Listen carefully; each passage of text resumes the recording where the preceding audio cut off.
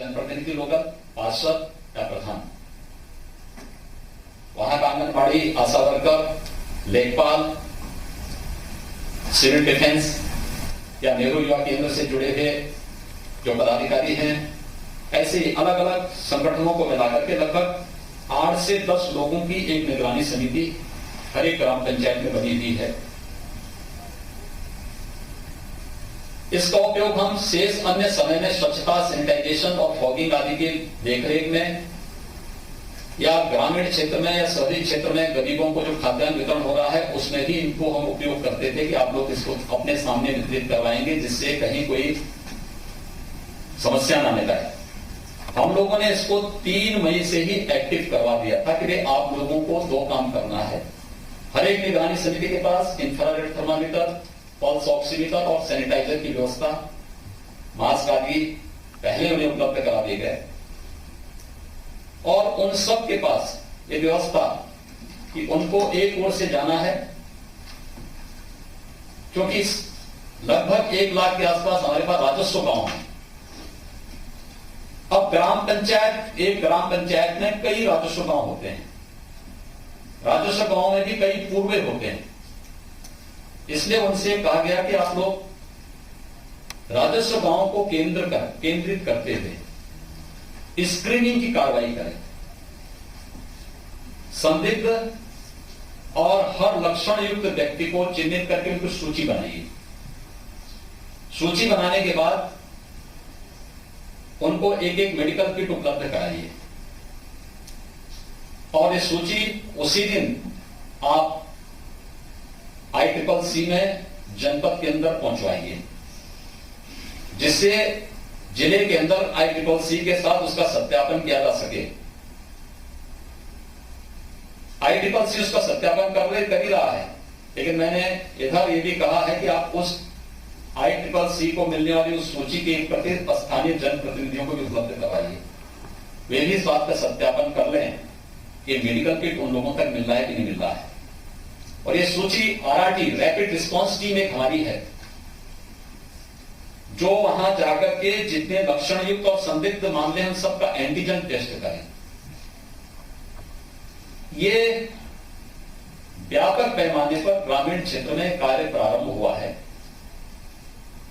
और इस अभियान के तहत हम लोगों ने 15 मई तक 10 लाख मेडिकल किट ग्रामीण क्षेत्र में अभी तक उपलब्ध कराए हैं। हर संदिग्ध और लक्षण युक्त व्यक्ति को या उनसे जुड़े हुए किसी ऐसे कॉन्टैक्ट ट्रेसिंग से जुड़े हुए व्यक्ति को हमने कोरोना कर्फ्यू उत्तर प्रदेश के अंदर इसीलिए 24 तक एक्सटेंड किया है कि निगरानी समिति और तेजी के साथ आगे कार्य कर सके और हर एक गांव, पूर्वा, मजरा तक पहुंच सके।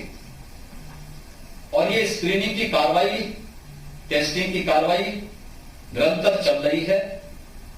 RRT से भी कहा गया है कि बहुत सारे मामलों में, देखिए फर्स्ट वेव में मेडिसिन किट देने की आवश्यकता नहीं पड़ेगी।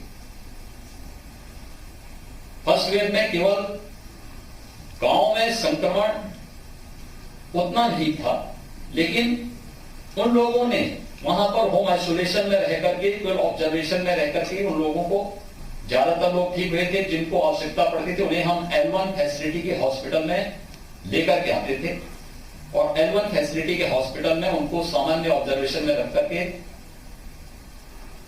वे लोग उपचार करके ठीक होते थे। सेकेंड वेव में एक बात देखी गई कि पहले 2-3 दिन के अंदर अगर दवा उसने ले ली तो क्रिटिकल होने से वो बच जाता है, उन्हें ऑक्सीजन की आवश्यकता नहीं पड़ेगी, अन्य क्रिटिकल स्थिति में पहुंचने की स्थिति नहीं होगी। इसी बात को लेकर के हम लोगों ने मेडिकल किट निगरानी समिति के जिम्मे किया कि निगरानी समिति ही इसको पहले चरण में स्क्रीनिंग के साथ वितरित करें और इस कार्यक्रम को टेस्टिंग के साथ जोड़ें। दूसरा, एंटीजन टेस्ट के बाद कुछ ऐसे संदिग्ध मामले होंगे जिनका RT-PCR टेस्ट कराना है, RRT इसको तत्काल तय करें। हमने इसीलिए सभी 108 से जुड़ी हुई एम्बुलेंसेस को इसी के लिए डेडिकेट किया है। इसके अलावा उन लोगों को भी वाहन उपलब्ध करवाए गए हैं। ये भी उनको कहा गया कि सेकेंड वेव में एक और बात देखने को मिल रही है कि आरटीपीसीआर में भी व्यक्ति नेगेटिव आ रहा है, लेकिन उसमें लंग्स उसके प्रभावित हैं, उस मामले में डिजिटल एक्सरे या सीटी कैसे हम करा सकते हैं, नजदीक के किसी सेंटर में ले जाकर के इसकी व्यवस्था आरटी टीम वहां पर सुनिश्चित करें, एक इस कार्यक्रम को आगे बढ़ाना। दूसरा, व्यापक पैमाने पर स्वच्छता सैनिटाइजेशन की कार्रवाई को आप युद्ध स्तर पर आगे बढ़ाइए। ये हमारा पहले फर्स्ट वेव से ही लगातार चलता रहा। इस कार्यक्रम को हम लोगों ने निरंतरता प्रदान की है और ये कार्यक्रम हमारा निरंतर अभी भी चल रहा है और हम इसको लेकर के अभी भी उसी प्रकार से टीमें बनी हुई हैं। देखिए, फर्स्ट वेव आई थी, हमने टीम 11 बनाई थी। सेकेंड वेव आई, हमने टीम 9 बना करके अलग अलग टीम को अलग अलग प्रकार की जिम्मेदारी देकर के पूरी जवाबदेही तय की गई कि हर टीम अपनी अपनी जवाबदेही के साथ उस कार्यक्रम को आगे बढ़ाएगा। आज उसी का परिणाम है कि फर्स्ट वेव के समय भी उत्तर प्रदेश के बारे में कहा जाता था कि उत्तर प्रदेश में अगस्त और सितंबर में 1 लाख केस पर डे आएंगे, और सेकेंड वेव के समय भी यही कहा गया कि अप्रैल और मई में यूपी में 1 लाख केस पर डे आएंगे। उत्तर प्रदेश में आज जो मैंने आपको बताया है 10,600 पॉजिटिव केस आज आए हैं, यानी कल मॉर्निंग से कल सुबह 6 बजे से लेकर आज सुबह 6 बजे के बीच में 10,600 पॉजिटिव केस हैं।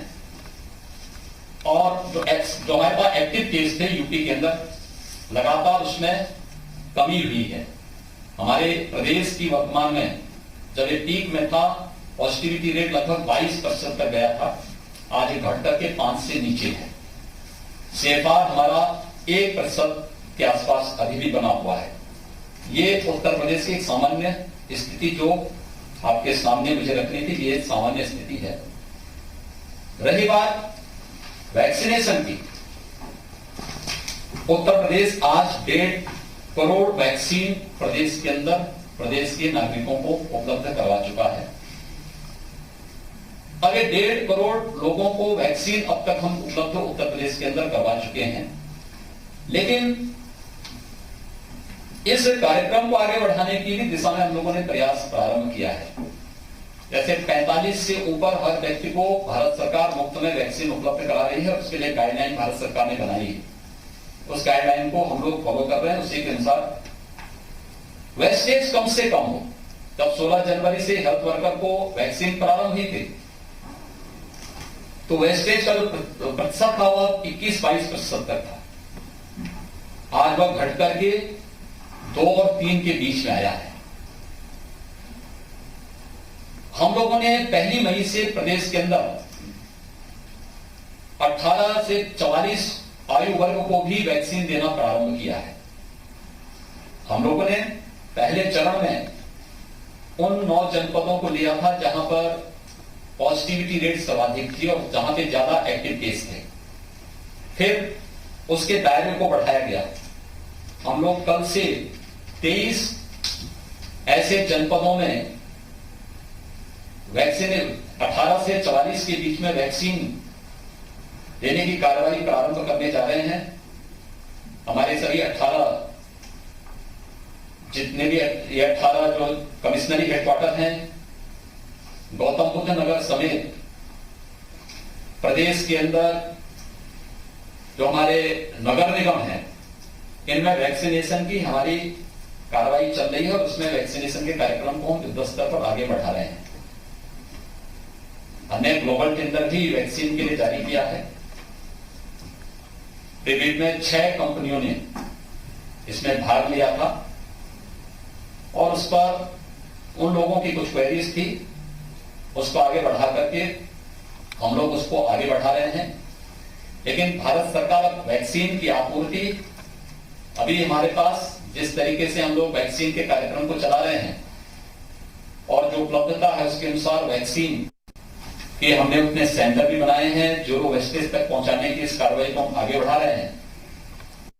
ग्रामीण क्षेत्र में हम लोगों ने इसके लिए भी से तैयारी की है, क्योंकि गांव में बहुत सारे लोग ऐसे होंगे जो ऑनलाइन रजिस्ट्रेशन नहीं करा पाएंगे।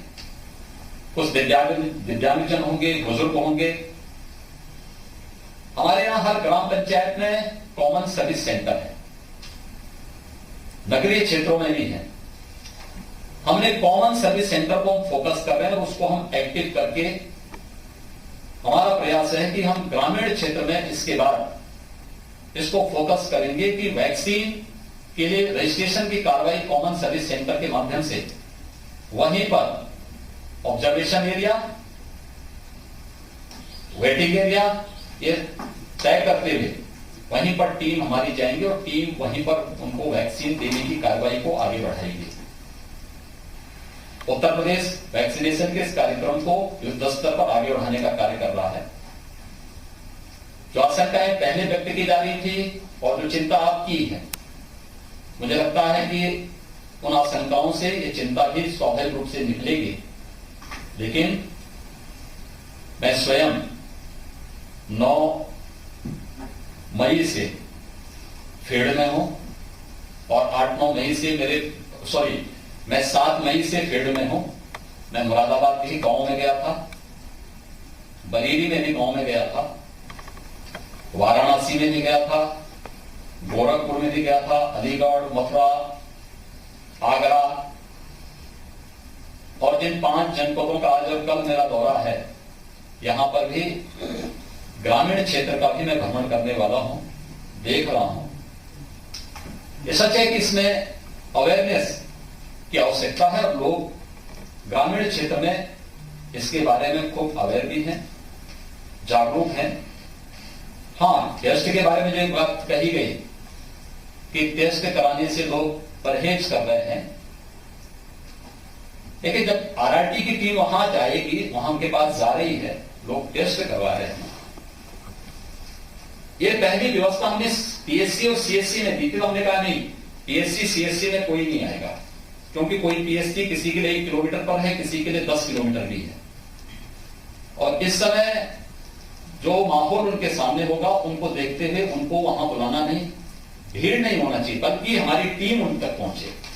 इसलिए हमने रैपिड रिस्पांस टीम गठित की है। लगभग 8000 के आसपास ये रैपिड रिस्पांस टीम अपने साधन से वहां जाती है, उनका सैंपल लेकर के, और एंटीजन टेस्ट में 15 मिनट के अंदर रिपोर्ट सामने आ जाती है।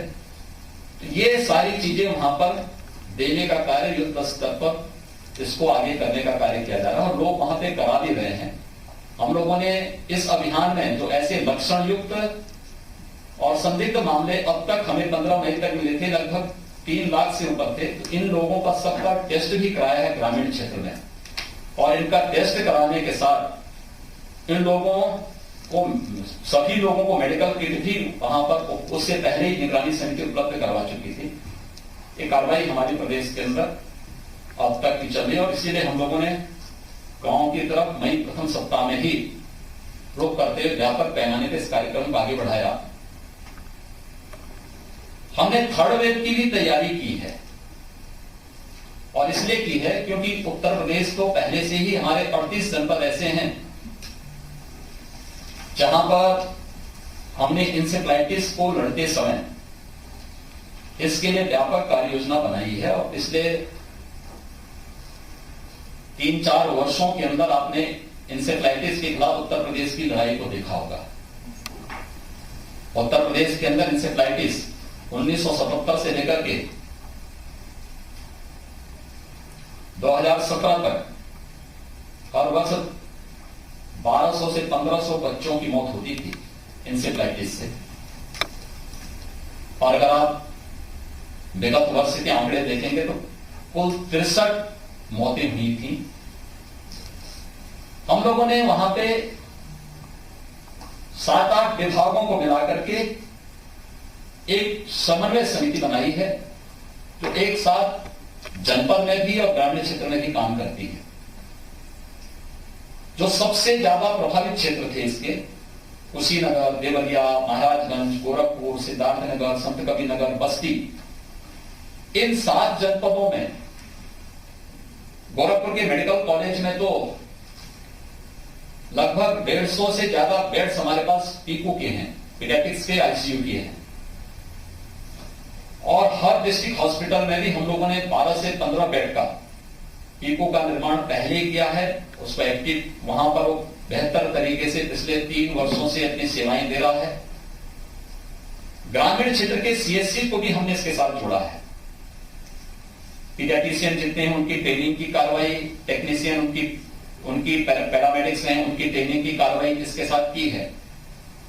ये ट्रेनिंग की कार्रवाई न केवल वहां पर बल्कि गोरखपुर के बीआरडी मेडिकल कॉलेज को और केजीएमयू को 2 सेंटर बनाकर के ट्रेनिंग की कार्रवाई हमारी निरंतर चल रही है और हम लोग पूरी तरह अवेयर हैं, इस कार्रवाई को आगे बढ़ा रहे हैं।